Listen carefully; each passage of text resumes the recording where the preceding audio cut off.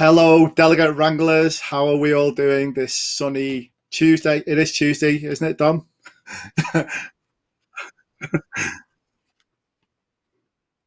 Screen in Yes, just a second. yes. Yes, it is indeed. How are you? I'm good. How are you doing? You okay? I am very well. We're a little bit scorching down here in the southeast. It's a very warm but not too sunny day, but it's very nice indeed. And I'm looking forward to this show. The timing again of Yeah, this is perfect. it's all about the timing. No, me too. I'm really looking forward to today's show. We've got Sarah Threlfall from Brightspace Events giving Yeah. us a Covid-Secure Masterclass. Try saying that. Which, And which yeah, which was already important, but suddenly became even more important yesterday. yeah, I'd like to say we plan all these things ahead of the government's announcements, but we don't. So, yeah, we've got a really good show coming up again. Once again, this show is sponsored by the Delegate Wranglers Superstars. We're going to be showing some of the testimonials from last week coming up towards the end of the show. Yeah. And then we've got the lowdown as well with my good friend Marty. Yeah. With some positive news as well. So, really exciting show, Dom, ahead. Can't wait. Thanks, everyone, for tuning in, by the way. There are people tuning in. I think, should we come to those in a minute? We'll say hello to a few people in just a moment, shall we? I think it would be a good idea. Certainly shall. So, Neil, tell me about your week. Oh, funny you should say that, Dom. Look, we were going to do our very scripted. So, Neil, it sounds like you've had a very busy week. Thanks, Dom. No, I have had a really busy week. Since we were last on, we went to we went to Newcastle. We went to Inside by Melia, Newcastle. Yeah. What a fantastic hotel that was. We did a sneak preview of that because it's brand new, just opened. It's right on the quayside. Absolutely amazing. So look out for that, guys. You probably saw some of the Facebook. Yeah, I did. Is that where you were doing the pizzas? Yes. Yeah. It looked really Hang good. on, can I just say, for the record, we did a vote on the pizzas afterwards. I mean, mine redefined the word circular, and mine won. That's all I'm saying. What, based on flavour, not shape? It was art. It was pure. It brought tears to people's eyes, Dom. That's all I'm saying. Well, for anyone who ate it, anyway. No, it tasted nice, actually. Got to be honest. And I didn't actually see. What topping did you go with? Oh, we just did the standard margarita. Okay, nice, very nice. Just for the record as well, we did ask them about where they stood on Hawaiians.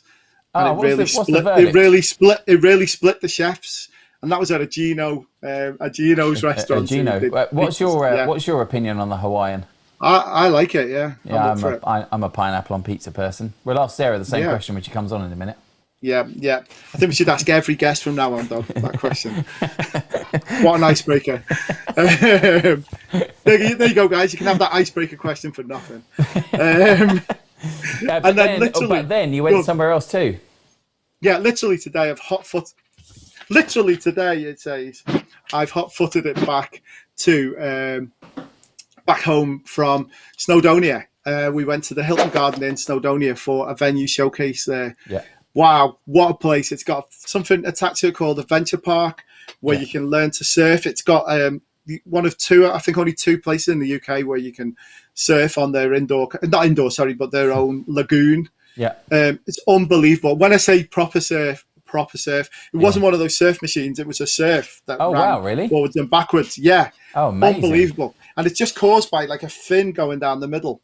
And it creates a huge wave. It just pushes it out. Yeah. So it's not because wave machines are electro-generated, aren't they? Yeah, no, honestly, it's unbelievable. That big concrete block went right down the middle. It was all safe, it's all safe and everything. But you can do paddle boarding. They've got an indoor kind of assault course. You can do climbing, you name it, a zip wire. It's fantastic for like team building things and things like that as well. I'm assuming you're going to put this out on the group when you've written it all up and you've put some stuff together.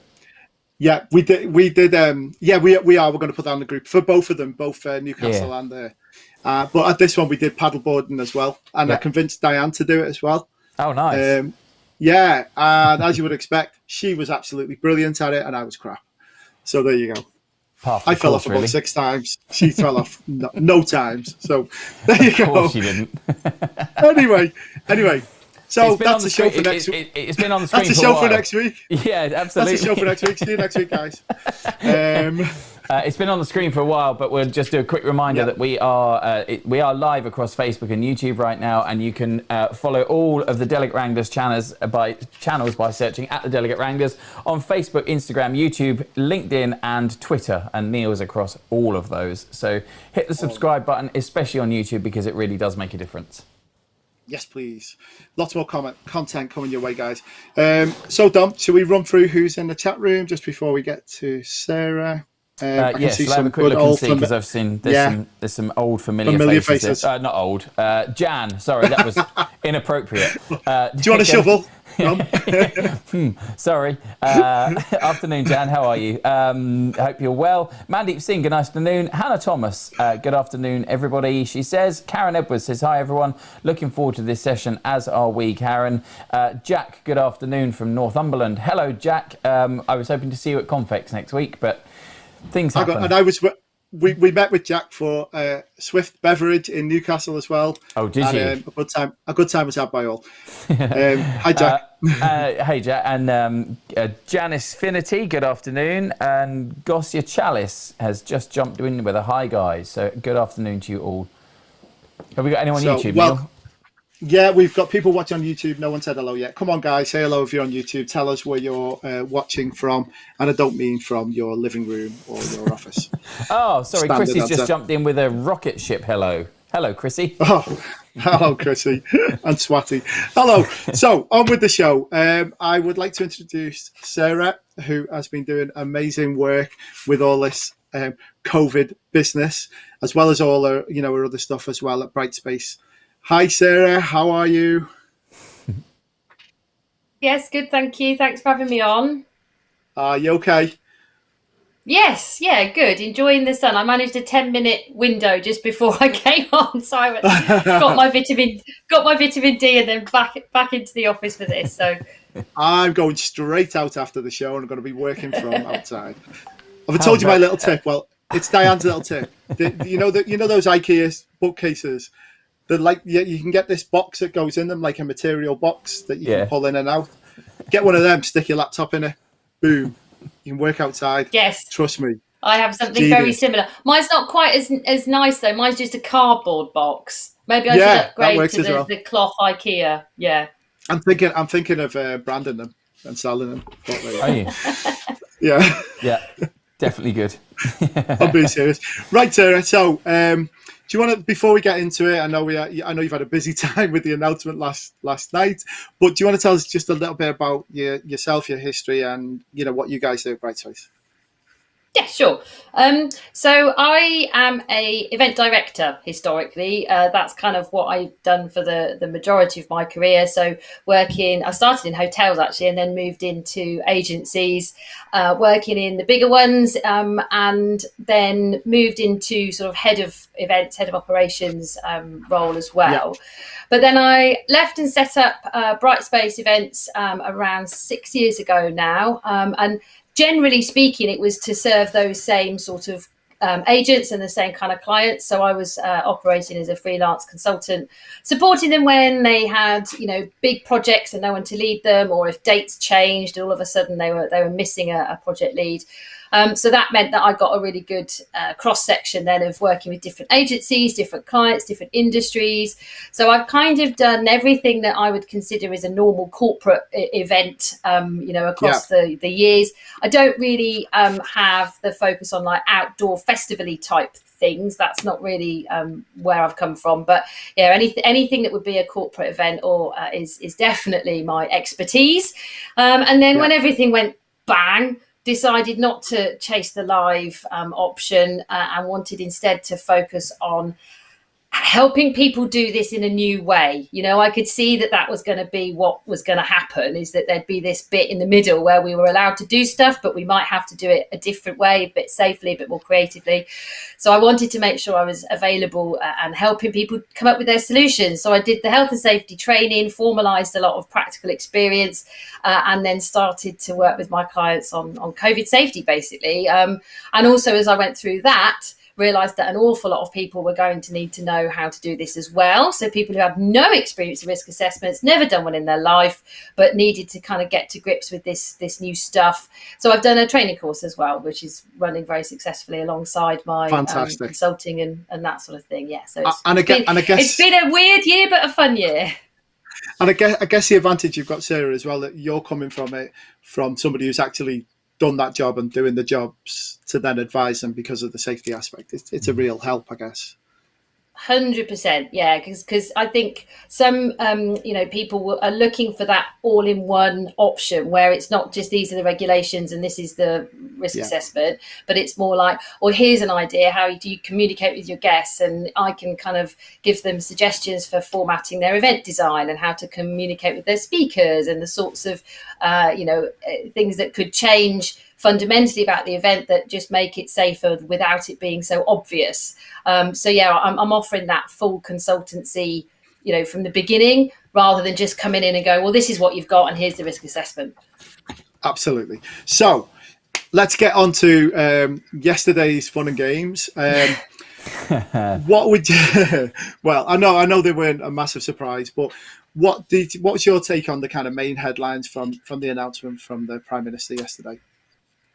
Well, he actually launched into it a lot quicker than I thought, but he did start with some vaccination stuff, which was the really important bit about where we are now. And he established this really clear vaccination versus virus race, and the idea that the vaccinations are working. Yeah. There's this evidence now that they didn't have a couple of weeks ago to show that it's weakening the link, But the key thing about the Indian Delta variant is that it's not that great if you've only had one jab. So the real sort of safety in the vaccination status comes with 2 jabs. And where we are at the moment in terms of vaccination status is that there's not enough of the adult population have had 2 jabs, because it is quite a significant drop if you've only had one. So the reason for the delay was to focus on getting more second jabs out into the adult population. And they reckon that, a month is enough time to do that, so that when the restrictions are lifted, we still have cases. He was very clear on that. We'll still have cases. We'll still have possibly quite high infection rates, and we'll still have, disease out there in the community. But it shouldn't be placing the pressures that we've seen before on the hospitals, which is the big thing, So the idea is that he certainly was quite confident, was a word used a lot, that the July the 19th, which is our new date for a step 4 change, is what he called a terminus. So previously in the roadmap, we've been working with not before dates. So they were always up for review. They were always going to be based on data, not dates. But this one, they changed the message, and it's more of it will happen on the 19th unless, and this is the problem, some massive curveball comes in. There's a potential that doesn't have much escape from or does escape the vaccine, but and that's the real it felt point. A lot more likely that we would be coming out on the 19th. It did, and it was a lot more fixed on that date than he has been previously. So as long as there's no variant pops up, then the situation that we've got at the moment, they are like, no, the 19th is it. And all the restrictions, all the legal restrictions will be lifted on the 19th. I was just going to ask you about that. I know there's the push to get the second vaccines done, but they also seem to be accelerating the programme for the younger adults. Will, who's pushing the buttons behind the scenes today, is 23, and he had his invitation to register his first one today. Same age as me? Ish. But they seem to be driving down the age at which they're getting the first jabs out a lot faster as well. And I know several people around my sort of age who have had their second jab advanced by as much as 4 or 5 weeks. So the drive is there, definitely. It's going really well. I mean, it's going far better than anything you could possibly have predicted from this government. I mean, to see something actually working better than predicted, the efficacy of the vaccines is much higher than they were aiming for, and the rollout is going faster than they were aiming for as well. I mean, it's an excellent situation. They just need that extra 4 weeks, because you can see the exponential rise in the cases. And if we unlocked, next week, then that, I think the phrase was rocket boost or turbocharge, that will just send it through the roof before the vaccinations have caught up. So quick question from me. Quick question from me, Sarah. Sorry.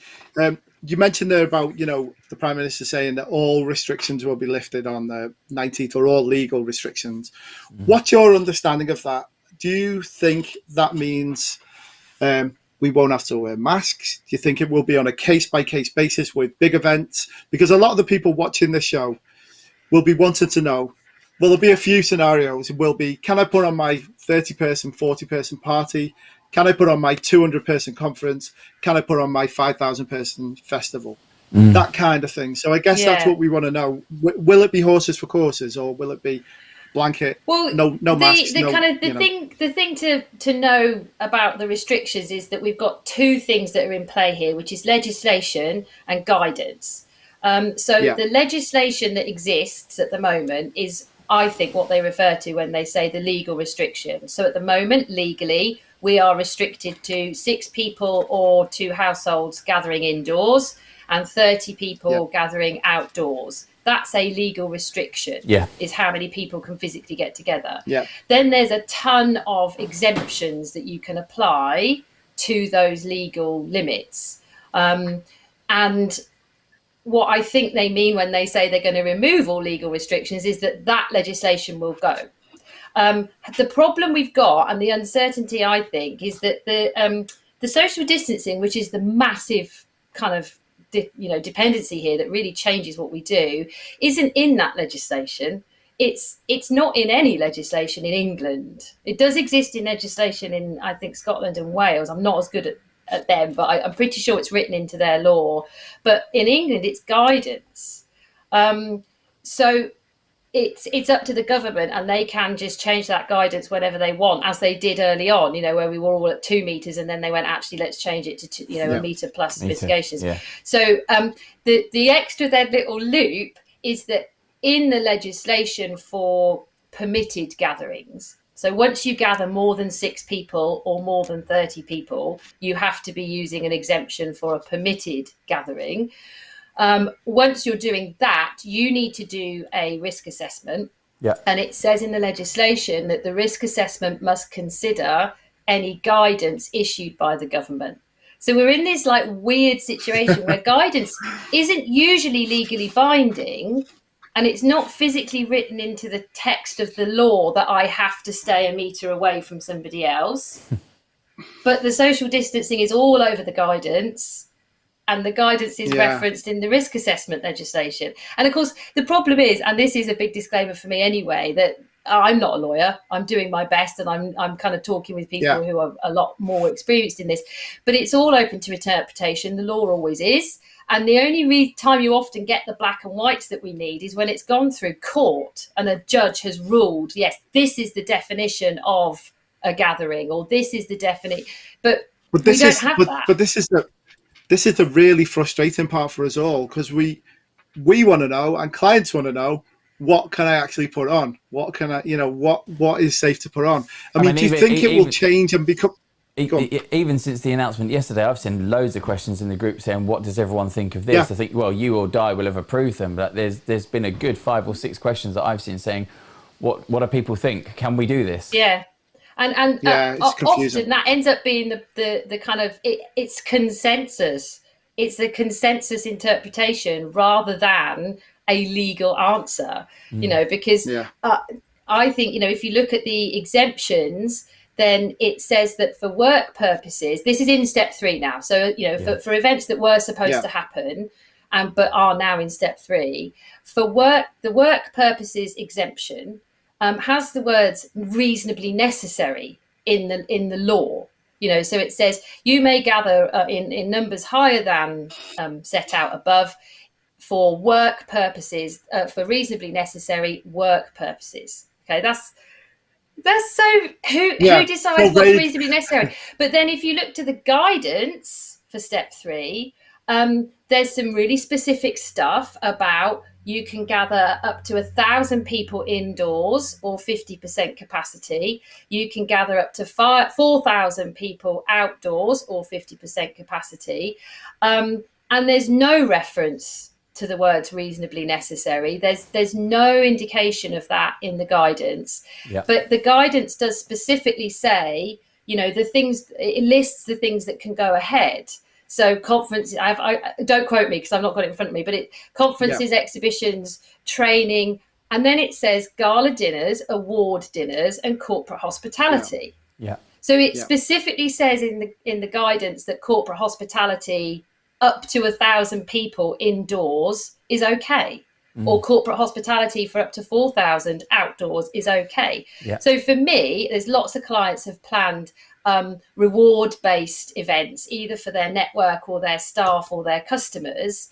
I think as long as you can write a very clear justification that says, I am running this event, I have read this guidance, and here's the section that I'm operating under. For the purposes of this event, it is corporate hospitality. We are providing hospitality for this audience in recognition of this, and the objective of the event is to build relationships, reward people, gain further sales, or improve staff retention, or whatever your objectives are for running that event. And Sarah, where would they initially send that to? Their local council? Well, they don't know, and that's the other weird thing. Often people say, well, can I get this stamped? Unless it's a really big event where you would need to go through a SAG and apply to your council for licensing and that sort of thing. No, there isn't anyone who can stamp it. It's a retrospective. You kind of need something to hand. You put it in your kind of risk assessment and things like exactly. That, you've got it to hand then in case a local authority inspector happens to be visiting the venue or has got wind of your event and decides to have a little look round. You've got what you need to say. We understand the constraints that are existing, and this is why we think this is okay. The problem being that it's self-certification based on interpretation, which is which is vague. Which is vague. And it's vague as anything. It's horrible. It's really horrible. And then I don't even want to say it, but then there's the next level is that until the 17th or 21st of July, but until around that date, there's other legislation, a separate piece of legislation that gives the local authority powers just to shut down an event on the grounds of public safety or concerns over public health. And they don't. That's so up to an individual's interpretation and an individual's risk assessment. You could have the best risk assessment, the safest event ever, with all the documentation and a pure justification of what you're doing, but if the person who inspects from the council is particularly nervous or doesn't want wouldn't want the risk of outbreak on their watch, they might be about to retire in 6 months, so they want to just play it safe. You just don't know. It's a single person has the authority to then go, no, it's gone. And it happened to the Southampton boat show, last year. It just got pulled with no notice. They've issued some guidance to try and stop that happening, but again, it's still. They could just disagree with your risk assessment. I mean, you're unlikely to get prosecuted or fined because you've still done your due diligence under the Health and Safety at Work Act, and you've still done your responsibility under the STEPS legislation, but they can still just disagree with you and say, no, you're not. Because it's interpretation based. Because it's massively interpretation. Let's ask the question that I know has come up in the group and is going to come up quite a lot, I think. But what about, where does that leave weddings? Weddings, so weddings don't have a legal limit from the 21st of June. So he's going to remove the restriction on the numbers that can gather at a wedding. I haven't had a chance. I don't think it's out, the updated weddings guidance. I haven't looked at it yet, but the kind of stuff I've seen in the media and on the groups is that all the rest of the guidance stays the same. So at the moment, you'd still need to social distance, which is an interesting one at a wedding. Maximum 6 people on a table. You can't dance indoors. So there's still a heap of guidance-based advice, but the legal restriction has been lifted. So that is kind of what I see happening for step 4. I have just seen as well, Sarah, I've just had a look, but they have just, yesterday evening, they have published an updated version of the guidance for weddings, civil partnerships, ceremonies, receptions, celebrations. Oh, good. That's actually so we've out. Got that now. So it was updated. So I will put that in the comments below so in the that people chat. can get it. Yeah. So I got a question you. on this, Sarah. I got a question on that because it's so confusing. So I spoke to you just before we come on air because I had a question from somebody saying, can we have a garden party for 30 people? And it's up to 30 people, isn't it? I think that's the guidance at the moment. Yes. So the normal social restrictions outdoors is up to 30. But you can have a wedding with unlimited guests that can go outside. But as long as are they allowed to dance outside? And, it's just so vague, isn't it? Instead of having a party, just have a wedding. Yeah. Who knows on that? It's really tough. I suppose the thinking is that if you're in your garden having a 30-person barbecue, the government have no control over how you behave. Whereas if you're in a wedding venue, you have to have a risk assessment for a wedding now. So you do have a certain amount of control over how people are behaving and interacting. So I can only think that that's the trade-off. Is that they've upped the numbers, but still kept all the safety measures in, if you like. And don't forget as well, he's a populist kind of prime minister, isn't he? And he would have been absolutely crucified if he'd removed weddings as well. So there's a massive amount of politics behind it as well as risk, of course there is. I'm just going to interrupt. Jan's just asked a question. Just posed a question. The biggest challenge is local authority, I feel. I've been supporting a local authority on an outdoor public event and they're pulling it even though it's not until the end of July. What's your thoughts on this? Oh, well, it's kind of what I just said. There's nothing that anyone can do because they ultimately have the legal power to do that. Sucks, but that's where we are. Yeah, absolutely. Yeah. So what about pilot events? Are they running? We heard that they were doing some more pilot events. I took part in the first business event in Liverpool a few weeks ago. So they're doing some more, are they? Are they doing some more for weddings and sporting events and things?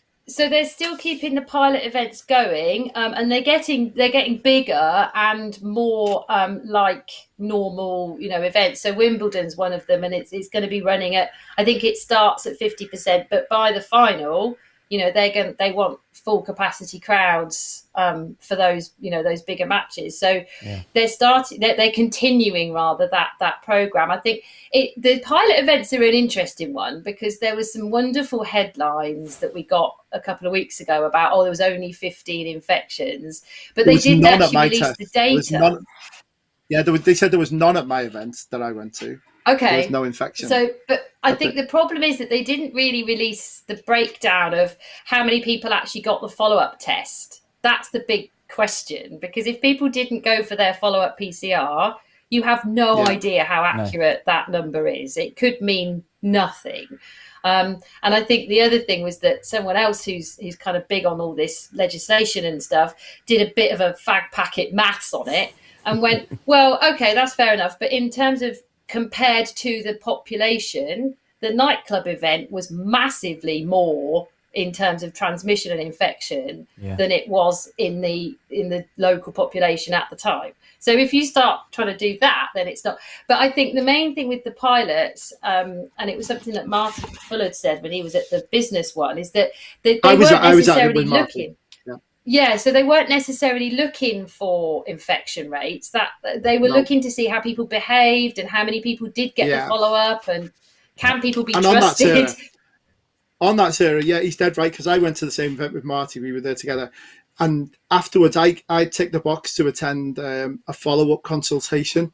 So I did an online Zoom call with them, and it was mostly about how you felt. So they were observing us rather than about the actual results of the test. I think yeah, that was one thing. I think they were doing that to show how it could be done and how you could, you had to do a test 2 days before, then a test in the morning.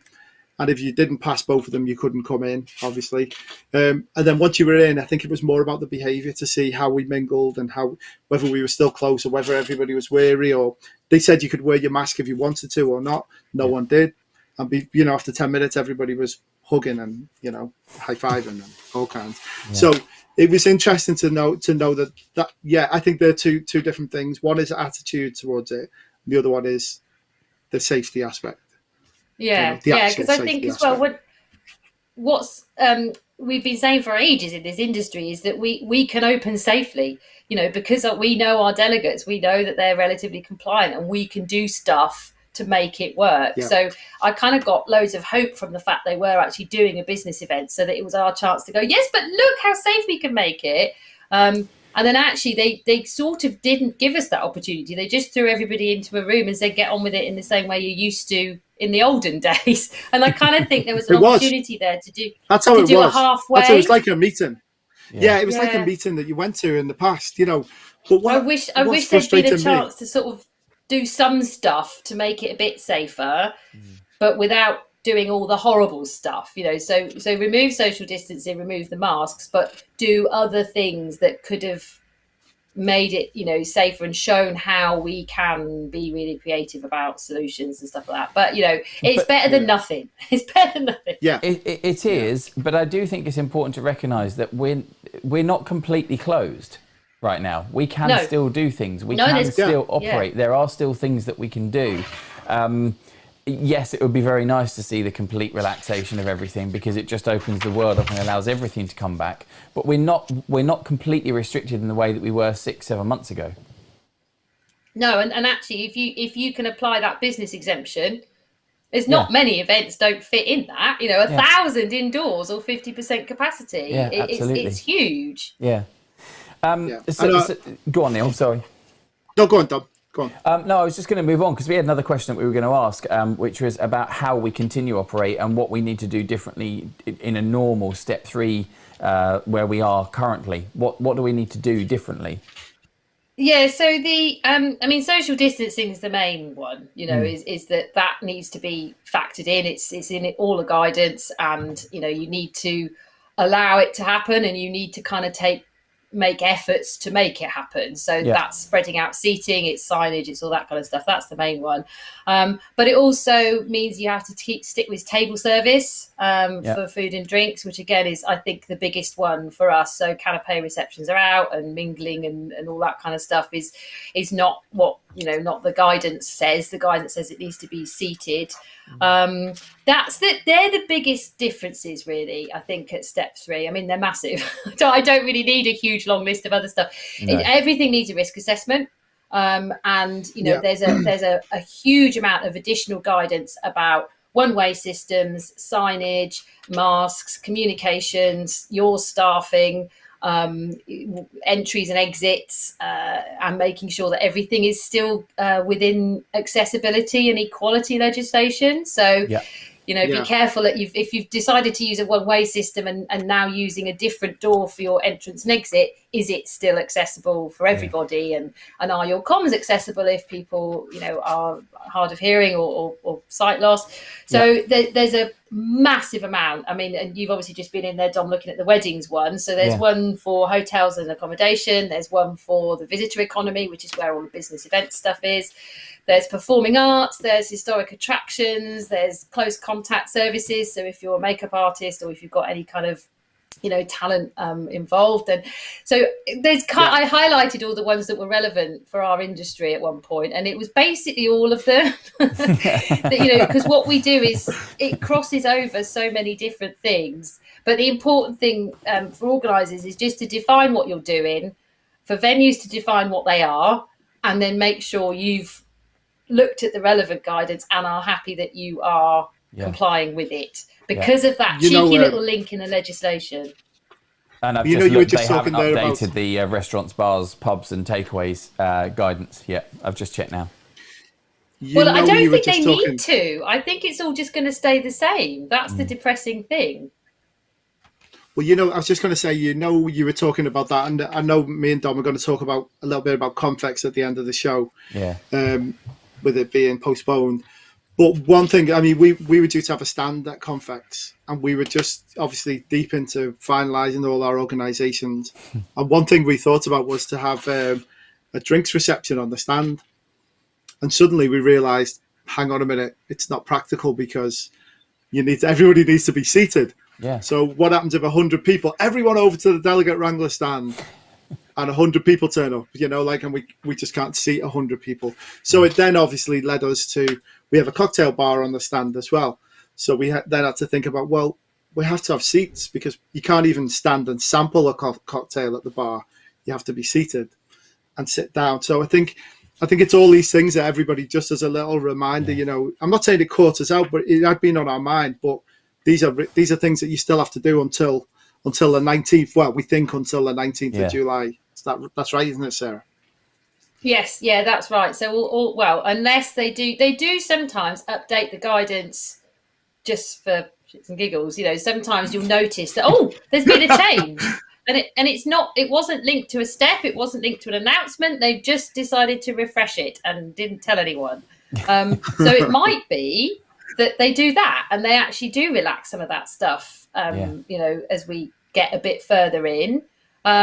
And also, again, going back to the politics behind it all, now we've had the final announcement, it's going to be lobby central, the nighttime economy lobby, the hospitality lobby, the restaurant and bar lobby. They are all, Andrew Lloyd Webber's already in there, isn't he? Kicking his toys out saying, you're going to have to let me I'm going to open anyway. Didn't he say he would rather be sued than not open? He said something like that last week. So there's all sorts of shenanigans now going on in the corridors of Westminster that might mean that actually some of that does change, because as a way to appease the lobby industry, they say, well, actually, let's get rid of table service, because that would be a lovely one, for everybody, if they could just say, because that's guidance, it's not legislation, it's easy for them to change that, and it's very quick. Well, as quick as anything happens in government, but who knows? So I'm going to be keeping a very close eye on that guidance. And also, for pubs and restaurants, table service is really expensive. It's really expensive to operate table service. So I'd like to see that just for people that I know that run pubs and restaurants locally. Sarah, I was just going to say as well, if only we knew somebody who stayed on top of all these COVID regulations, we could turn or had a mailing list you could sign up to get updates as and when there's a mailing list? Okay. It says here, hang on, that was my line, Dom. Sorry, I didn't have the script in front of me, Neil. Well, amateurs. I'll keep you on script. No, Sarah, what we'll ask you to do is drop us a line, drop me a line by email, and we'll post up. We do a thing called the wrap up afterwards, and we'll put on details of your mailing list, and also maybe if you can keep us updated with any of that kind of stuff, we'll find it super useful as well. I know everybody in the group will. Yes, we'll do. Because it's a minefield, isn't it? I've just seen a question in the group. From Miska. Hi, Miska. When it comes to in-person events, would you still suggest testing delegates for COVID before entrance? Now, is there any kind of guidance on that? Are we saying, on the morning of an event, are we saying don't really have to do that? What's the kind of guidance, rough guidance on that? Testing is a really interesting one. At the moment, there's no mandated requirement from the government to test people. Yeah. But as you mentioned, what's very interesting, for me anyway, is that every single pilot, as far as I'm aware, has included testing, which sort of suggests that they're going to be building that in, because if they don't build that in, then you can't learn anything from the pilots, can you? Because they haven't done any pilots that are just free for all, come in, we don't mind. Just on that, Sarah, I went, I'm a Liverpool fan, and I managed to get one of the tickets and went to a game where there was 2,000 or 3,000 people, and you had to test before then. You didn't have to. They recommended you did and provided proof of it, but you didn't have to. This was back in September or something. Yeah. So I think they can do it. It's going to be interesting to see what they do with Wimbledon, because I think isn't Wimbledon 15,000-20,000 centre court? It's high numbers for those, for those big ones. It's definitely high numbers, and I saw someone confirm what you said earlier, Sarah. I think it might have been Felicity said that the Wimbledon finals set to be 100% capacity. As a pilot event, though, isn't it? I guess again as a pilot event, it's a pilot, isn't it? I think it will. I mean, legally speaking, I don't think the government are never going to make it a legal requirement. They're never going to say you have to test to go into that's discrimination all over it. They could put it in the guidance, and I think if they did put it in the guidance, it would probably be with a minimum number, maybe. So they'd sort of say, if you're doing an indoor event with more than 500 people, then you do need to have some sort of testing, or they may link it to the vaccination certification thing as well. Because that's an option, that a lot of countries are doing, is that you either have a test or you prove that you're double vaccinated. But I don't think really... Did you nearly say the P word then? No, vaccination definitely passport. not. Okay. Sorry. I don't think we've got enough evidence on the transmission if you're vaccinated yet, though, personally. Yeah. Because the vaccination and all the data that they were doing yesterday was about if you're symptomatic, if you're ill, if you're hospitalised, or if you die. They didn't talk about can you still spread it. So you could still carry you can still the catch infection. it, can't you? You can still catch it. You just don't. One in 3 people don't have any symptoms, so you could still carry it and pass it on to somebody else, even if you're vaccinated. I think I haven't seen the study that says either way. So for me, if that is the case, then having a proof that I've had 2 vaccinations is pointless from a transmission perspective, because I could still have it, and I could still pass it on to someone who hasn't had 2 vaccinations. I think so. I agree with you. The only thing. Go on. But the difference there is that you start looking at your audience as a blob of stats rather than individuals, and you say, well, actually, if I know that 70% of my blobs have been double vaccinated, that means that the likelihood of them getting ill to the point where I've been negligent is minimal. So if you can say you've got a really high percentage of your audience have been double vaccinated, then we could all spread it willy-nilly. It wouldn't matter. We could come away with 100% cases, but actually only a very, very small number of them would end up in hospital because the vaccination was so effective. So it's kind of, you've got to operate both things. It's not about keeping the infection out, it's about making sure that if it's in there, it's not going to kill anyone. Absolutely. And I think as well, Neil. The testing, I was just going to say, Dom, the testing is also a good reassurance for people who are coming as well, in terms of, I'm not going to say PR, I just mean it's a good, people might feel a bit safer and reassured to come to an event if they know that everybody's had to rock up with a negative test. And that links into what becomes normal as well, is that the government might not give us any hints on this. They might just say it'll come down to your own risk assessment about whether or not you want to test people. But if it becomes normal that when you go to an event, you have to have done a test, if you go to an event that didn't ask you to do that, you'd instantly think, well, this is a bit shoddy, isn't it? They haven't asked me to do a test. So that's an interesting one as well, is that will it become industry standard, or will it go the other way where people are like, oh, bloody hell, they're massively over the top over there. I've got to do a test for that one. You just don't know what kind of... And so many questions because... that's going to be a time thing though, isn't it? Because there's always going to be the people that perhaps throw caution to the wind in some elements, maybe the wrong expression, and then you have the others that go to the complete opposite end of the spectrum. But that time will tell how far people are still needing or feeling necessary to take this. I'm hoping it'll die. And also, it comes down to a bit of cost as well, because absolutely cost will come into that. Because if somebody rocks up without a test, that you had to have a test, what do? Do you have to have somebody testing people on site? Yeah. So there are and who foots the cost of that? So there is, there's that as well. Listen, I just want this to all be over. Don't know about anyone else. That would be nice, wouldn't it? When we started when we did this first show, Neil, last March, I think it was, the beginning of April, I genuinely didn't think that the best part of 18 months later we would still be talking about it. Yeah, and we'll have done about 80 shows.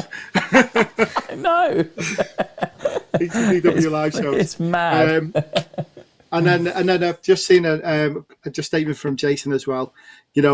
It seems you can get COVID anywhere in a supermarket. But it's totally different. Yeah, his was in response to Miska's comment. What if your event is connected to the spread of COVID? What will the insurance terms be? And he replied, you can get it anywhere, e.g. a supermarket. It's crazy for it to implement in insurance terms. Yeah. Yeah, I mean, again, none of this has been tested in court events. There's a couple of cases about people trying to sue. There was that awful one early on where a tube worker was spat at or coughed at, and then she later died of COVID. But even that didn't get a prosecution for because you just don't know. So it's very unlikely that an individual will sue you because they got COVID at your event. So insurance is a bit null and void because it's very, very, very hard to get any kind of insurance that covers COVID transmission at the moment. Most people just go, but they're not going to sue you because they can't, because they cannot prove that they got it at your event, really. Yeah. The biggest risk to organisers... Yeah. Sorry, Neil, what was that? Yeah, no, I was just going to say they can't prove who they caught it from. So the biggest risk really to organisers is the reputational risk of an outbreak. That's the thing that I think motivates most people, is that if you've put on a big conference or whatever and there's an outbreak because you haven't done any COVID safety, no testing, everyone was just, in there willy-nilly, no screening, just come in. Then, if suddenly that actually does build a 30, 40 person outbreak and the media get hold of it, or just your industry got hold of it. Oh, did you hear about that event? Oh, yeah, there was a big outbreak there. That could be absolutely terrible for your brand. So that's a huge risk, I think, at the moment. It could, and the other one is even with the best safety protocols in the world, even with everything in place, you could still have something that happened at your event with everything done right. Yeah. And then, certainly for bigger brands, it just seems to be trial by media now, which would be a really difficult one to combat. Yeah, so I guess to get around that, then we circle back to a bit of the PR about measures. Yeah. So that as long as you don't want people who are like, they weren't doing anything and there was a huge outbreak. Yeah. Whereas if they say, well, they were testing, or they were doing this, or they were checking us in, or there was a one-way system. Well, we asked them to test, Yeah.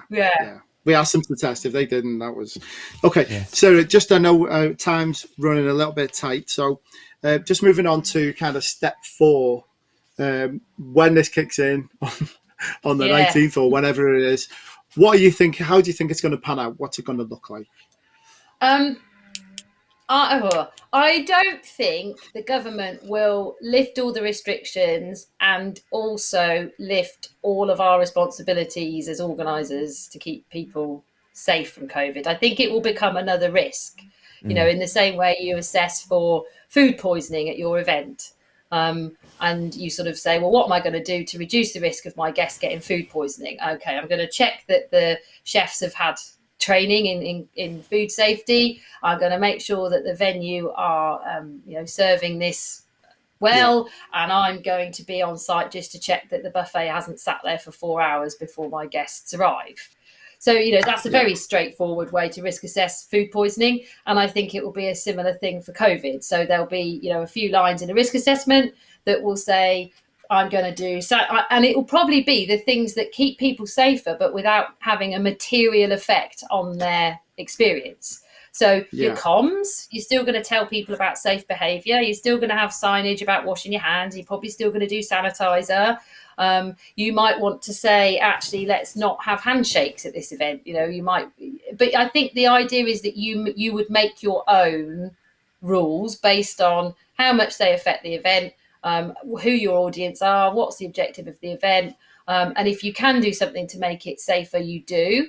And if you've got a really, really, strong risk, then you might have to do a little bit more.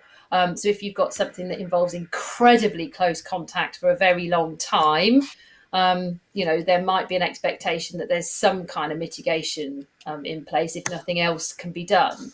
I think a big part of that mitigation is venues and their ventilation. And this is where I kind of start putting my plea out to venues. I know that this is just the most awful time for them. And there's so many that, have had to open, close, or just never been able to reopen. But if we're looking forward, it needs to, if you can upgrade your ventilation now, or if you can at least get it serviced, if you can make sure you can answer questions about whether it's fresh air ventilation, which zones are controlled by which kind of fans and that sort of thing, that's a massive part of mitigation from an event planner perspective. If I can say I'm working in a venue that has really, top-notch ventilation, then I'm confident that most other measures aren't needed. But if I'm working in a dingy old basement with a 20-year aircon system that just recircles the air around, it's a very different picture for me, and I would probably be choosing a different venue. So are the government giving any support to venues to help upgrade systems? I don't know. That's a very good question. Yeah, sort of capital type grants, you mean, that kind of funding, finance question, or no, I don't know, but it would certainly be if your local authority have grants available for capital projects, which I know a lot of them do, and they're mostly European funded, then I think there's a very strong argument to say, well, my capital project is to improve my ventilation because that will help me secure more business. So it's a direct link, really, and it would for me if it ends up being between two venues that are really quite similar. One's got an all singing, all dancing system put in very recently versus the other one. I'll choose that one. Yeah. The problem is, Sarah, as well, the hard thing for venues is, what do they do now? We're in a kind of limbo situation where, we thought we might have been at stage 4 next week, but now we've got another, month or so, or 6 weeks of it. Yeah. What do they do now in terms of comms, and, do they just, need to carry on? And I'd say, it's about being very honest and transparent with people, and don't try to pretend it's not happening, but, pick up the phone and speak to the clients and run them through the fact that stuff can still happen. If it's a business event and there's a case there, under the corporate hospitality wording, or if it's any kind of business event, the numbers are massive, and you can still do it. You just need to do it with a risk assessment and with social distancing. So there's quite a lot that can still be done. So I think I'd be trying to, explore the opportunities with the clients that have booked and saying, well, look, how can we work this? Can you reduce your numbers, or can I give you extra space? Or can we change the format so you've got half coming in the morning, half coming in the afternoon? Can we spread it over a few days? Really encourage people to see the grey in between the it's going to run or it's going to cancel. Is there something in the middle where it still happens, but in a step 3 kind of way? I think that's probably my encouragement, that stuff can be done. And to try the conversation from that angle, rather than, right, have you got some new dates? There's another question to be had before that. Well, you know what, I spoke at a couple of events a couple of weeks ago, and they were great. They were hybrid events, so there was people actually in the room, and then there was people watching online. And it was just really, the appetite for people in the room was really good, because I know some of the people with it, like Jan was at the one we did in Birmingham, and it's just really good to be back amongst people and doing things. And I think I would say to people, keep doing things, keep being available, keep being engaged with people, keep trying to put on things within the realms of what we can do at the moment. Don't just stop and say, well, I'm going to wait. I wouldn't do that if it was me, but that's what but there are lots of people and there's various reasons why they're having to do that, and finance is a big part of that, because however you look at it, the cost of putting on hybrid events is, on a per person basis, is high. It's a lot more expensive, so it's a really. But you can still put on. you can still put on it in person as well. But I understand, you know, every venue situation is different, or every organisers. But at least stay communicating with people, guys. Keep being there for them. Like I say, keep check in with Sarah, see what she's doing and what you can and can't do. She might be able to give you some advice about that. So lots of things. And then just final point, Sarah. The responsibilities going forward once we hit step 4. I guess it's still going to be on both sides, the venue side and on the organiser side as well. Yeah, because we don't kind of operate in a vacuum, do we? You know, we talk to a venue about service and they don't just give us a solution and we accept it. You know, we tend to work together to come up with everything for the event, and the COVID approach is no different. So, you know, if a venue says, we want you to use this one-way system, you might say, I don't mind using a one-way system, but can we do it this way instead because it works better with our flow for the event? You know, so it has to be a two-way. It won't work if a venue says, bonk, here's our responsibility, you know, here's our risk assessment, you follow it or don't come in. That's not going to work for the organizer, and it won't work if the organizer says, bonk, here's mine. You know, the risk assessments need to be written together so that it works. Yeah, and I think clients would also benefit from people venues saying, look, here's what we recommend for this venue. You know, talking to them, they want a bit of assistance with it. You know, they want to know what can I can't do. You know, you tell me, and then we'll kind of work it out a little bit. And I think, you know, in the same way a venue would have a menu pack, you know, they send out organisers and say, look, here's our suggested. I'm sure they want you to choose it, but 9 times out of 10 you go, oh, can I have menu B, but can we swap the chicken for this? You know, everybody does that. So you could maybe have a similar kind of approach with your risk assessments, is that you have a pack of, this is how we suggest you run a dinner. This is how we suggest you do a conference. But, you know, we're happy to work within it. And it also means that you can get all that work done now and then just do bespoke bits at the time instead of having to kind of, you know, do it all from scratch every time.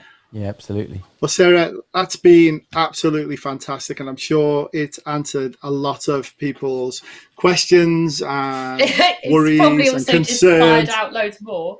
I'll give loads more as well. But we will, as I say, we will make sure we put your all your contact details on and how you can sign up to your mailing list and how they can work with you as well, you know, in a bit more depth. We'll put that in the wrap up later, guys. Sarah, thanks. That's been really amazing. It's been great, and I'm just going to allow you to go, Sarah, but on the comment from Miska, which is such a great informative masterclass. Sarah's so knowledgeable and easy to understand. Thank you. Oh, thanks, Miska. That was nice. So thanks very much, Sarah. I really appreciate it. Really super useful. Thank you, Sarah. We'll see you very soon, hopefully. Yeah. So, Dom, yes. I'd like to say, you know, it was the quality of the questions that were being asked. It was. That brought out this brilliant master. entirely led by the questions. Yes. And I know for one, and I can take no responsibility for writing any of those questions. Yeah, well, neither can I. No, anyway. No, but it was a really, really good show. So big thank you to Sarah. The thing we've seen with this is that over the course of the last year, particularly when guidance has at least been there, it's changed rapidly. And what we've spoken about and what we've discussed today might not necessarily be the case in all elements of that next week. So, but the government website tomorrow. Well, yeah, but the government websites do stay fairly up to date, and the very fact that they've updated the information for wedding, civil partnerships and ceremonies is really helpful. But the others will start to become updated, and it is absolutely worth keeping an eye on them, because there is a ton of information out there, just accepting that it is entirely down to interpretation. Yeah, and we will put links to everything, guys, so you can look at them and make up your own mind about them, about the interpretation. Absolutely. So, Dom, just very quickly, because I know we're running tight, Confex. So, guys, Confex. I just wanted to say, obviously, we've all heard the news that Confex was postponed until, I think it's the 1st and 2nd of September. And 2nd, yeah, so it's a couple of months delay. You know, we work closely with Confex team. You know, we've got a pavilion there with kind of 12 stand partners. So they actually explained to us the reasons behind it. And I do think it was done for the right reasons in terms of getting the audience that that conference deserved and getting everybody behind it. You know, it wasn't done for any other reason, like they couldn't put it on, or, you know, the health and safety aspects. It wasn't that, guys. It was because they wanted to make this a super duper event that we all deserve, really. Yeah, absolutely. And do you know what? I think nothing highlights that more than Duncan being on the show last week talking about all of the measures that they put in place. And actually at that point, they were still hopeful that regardless of whatever the decision was around the 21st of June, that they were going to be able to run the event. But, they were going ahead with it then. Yeah, absolutely. It wasn't really a question, but equally, I think there is a responsibility not on them to run a COVID-safe event, but there is also a responsibility to run an event that exhibitors and visitors get true value from. And if you're not 100% certain that people now have the confidence to attend an event of that nature, then it's the right thing to do, is to make the decision, and as difficult as it must have been, but it seems like it was the right thing to do for everybody. Yeah, and that's from an attendee experience, and also from the suppliers as well. So, guys, it just means we've got 2 months to get the confidence growing even more. You know, hopefully the guidance and regulations and laws but more will be issue, amended Neil, slightly. Is that it also leaves us in a situation where we've got to come up with something for next week's show quite quickly. yeah. We were sorted for next week. Have a live game of Countdown or something like that. Oh, we could. So do that. guys, we were good fun. We were going to do the DWLI show. Well, we still will be. Yes. From Confex, from the keynote stage. But obviously it's been postponed, so we've got a bit of a TBC in the thing. I don't know. Is it worth showing that slide? That's like we scripted that segue into let's have a look at the what's coming up slide, shall we? So what is coming up, Neil? Well, I'm going to wait till the slide comes up so I can see it, because I can't remember. Okay, fine. Here we go. So next week, so on Thursday, we've got to boost your reputation with DW Superstars. Guys, just head over to delegatewranglers.com/DW-broadcast to register for that, or any of our shows. We've got an onboarding with Diane on the 24th, so that's any new members. We can onboard you onto the Delegate Wranglers Facebook group and tell you everything you need to know. In 2 weeks today, we've got the Facebook Advertising Masterclass with Sophie Walton. Now, that is going to be super useful, because I've tried to use Facebook advertising, and it's like, honest to God, you need a degree in advanced, like, seriously, we're going to grab a notepad for that one, because it's a real tough. It's a really tough thing to get anywhere close to understanding, let alone mastery. Yeah, and it's not even just the technical aspects of it. It's actually the best kind of content to do to drive people to your pages and things like that. So honestly, guys, if you're spending any kind of money advertising with Facebook, or you're interested in doing it, tune into that show, because Sophie is a real expert in that. And then we've got a masterclass with James Morgan from the University of Westminster about designing for behaviour change. So in terms of the content of your shows and things like that. So that's going to be really super interesting as well. And next week, we will let you know what's happening next week, if anything. We could take a mid-season break now. Big who knows at the moment. We can't take a mid-season break after 3 shows, Neil. I don't think that's fair. No, we could pretend to be at Confex. We could mock it up. Superimpose us onto a stage. No, we need to move on, because you've got the weekly lowdown from Marty, which I think we just need to cover quickly. Yes, my big thanks to Marty and the team from Mash Media, and this is a little bite-sized slice of good news and interesting information from the world of events.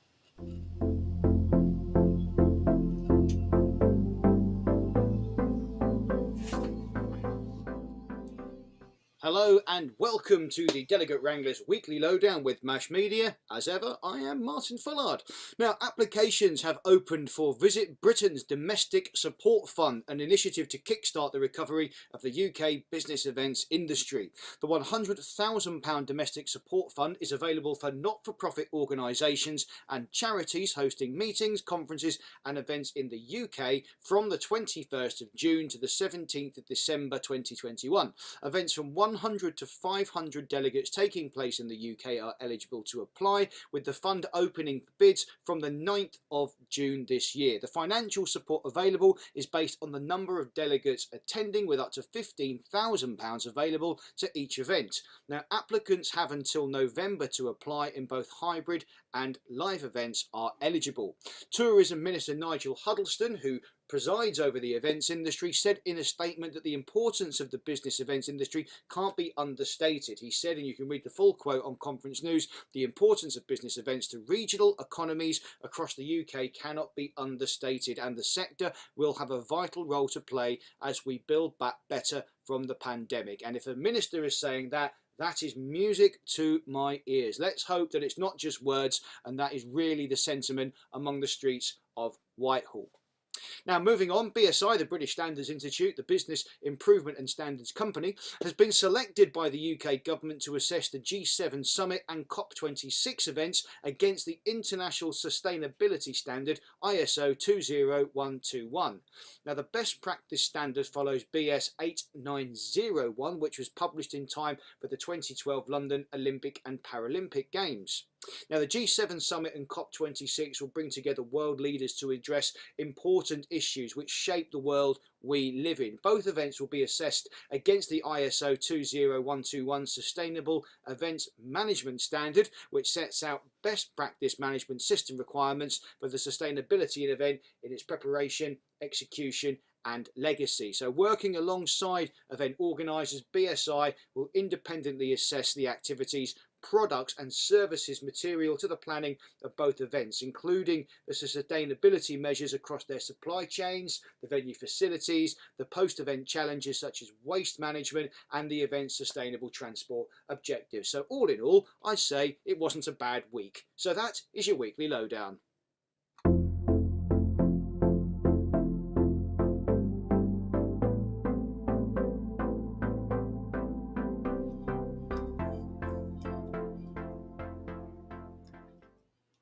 Huge thank you to Marty and the Mash Media team. Did you like that, Dom? What was that? Huge thank you. There's a ton of information in that one. It's probably one of the longest ones so far. Nice work, Martin. Yeah, he's a brilliant presenter. Yeah, Mikey. very good. So great show, Dom. Absolutely. Any last thoughts on today? No, well, I think share. This one's worth sharing with people. Like if you know people in the industry that have questions that we've kind of covered in some way and as much detail as we could today, then please share this video because it's really important. I'm going to take this video and put it out on LinkedIn a little bit later on because I think it should be seen by a lot more people. But apart from that, no, I think we're done. Yeah, and I've learned something as well. I'll tell you what I've learned. What have I've you learned learned? a new word for delegates, blobs. I love that from Sarah. So I might be referring to them that as a future. So I love that. So anyway, guys, that's a group name change, isn't it? Yeah. So listen, a quick thank you to everybody at Event Case, at Stream. Everybody, you guys, for watching. You know, we wouldn't do the show without you. And a massive thanks to Sarah for all that information and cutting through all that difficult language to kind of disseminate it down to us is Absolutely. Really, really useful. So I urge you to follow Sarah and to sign up to her newsletter. Super useful. Absolutely. So that's us, Dom. That's us. We will be back, and goodbye from me. We'll be back at 1:30 next week with a show as yet scripted, as yet decided, but we will be back here regardless. Thank you very much for watching, and we'll see you next week. Cheers, guys.